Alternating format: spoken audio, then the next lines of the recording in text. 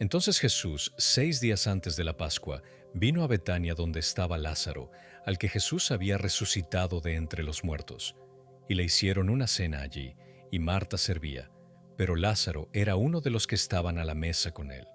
Entonces María, tomando una libra de perfume de nardo puro que costaba mucho, ungió los pies de Jesús y se los secó con los cabellos, y la casa se llenó con la fragancia del perfume. Y Judas Iscariote, uno de sus discípulos, el que le iba a entregar, dijo: ¿Por qué no se vendió este perfume por 300 denarios y se dio a los pobres? Pero dijo esto, no porque se preocupara por los pobres, sino porque era un ladrón, y como tenía la bolsa del dinero, sustraía de lo que se echaba en ella.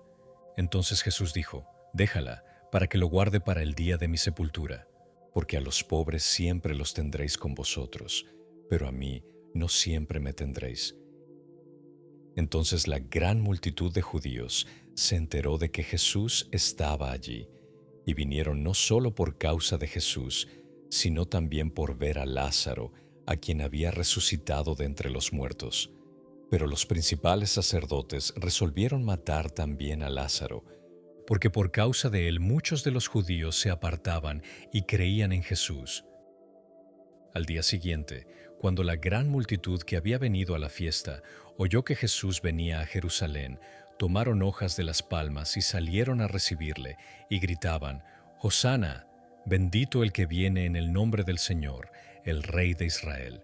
Jesús, hallando un asnillo, se montó en él, como está escrito: «No temas, hija de Sión, he aquí, tu rey viene, montado en un pollino de asna». Sus discípulos no entendieron esto al principio, pero después, cuando Jesús fue glorificado, entonces se acordaron de que esto se había escrito de él y de que le habían hecho estas cosas.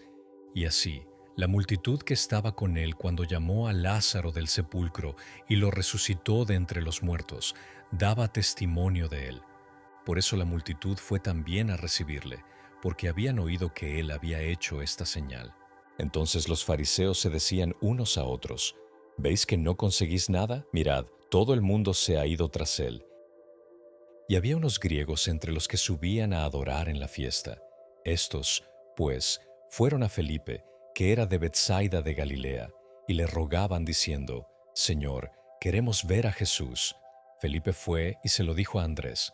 Andrés y Felipe fueron y se lo dijeron a Jesús. Jesús les respondió, diciendo: Ha llegado la hora para que el Hijo del Hombre sea glorificado. En verdad os digo que si el grano de trigo no cae en tierra y muere, se queda solo, pero si muere, produce mucho fruto. El que ama su vida la pierde, y el que aborrece su vida en este mundo, la conservará para vida eterna.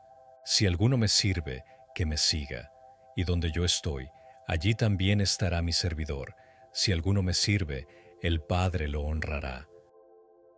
Ahora mi alma se ha angustiado, ¿y qué diré?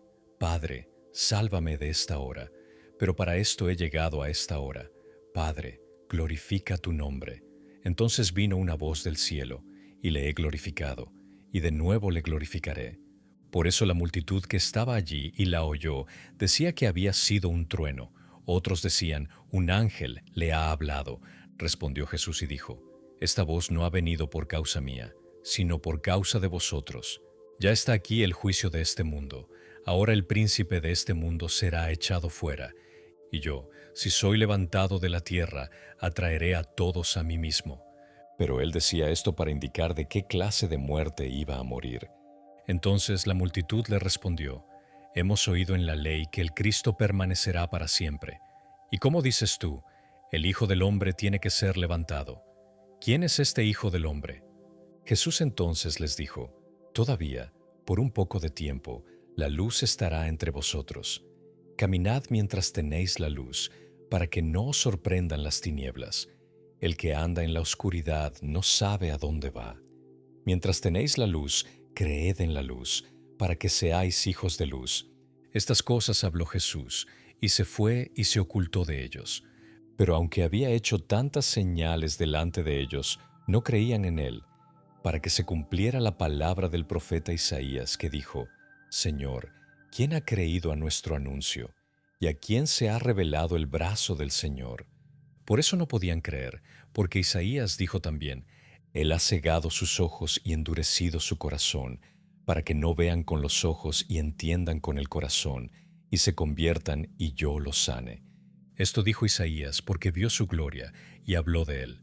Sin embargo, muchos, aun de los gobernantes, creyeron en él, pero por causa de los fariseos no lo confesaban para no ser expulsados de la sinagoga, porque amaban más el reconocimiento de los hombres que el reconocimiento de Dios.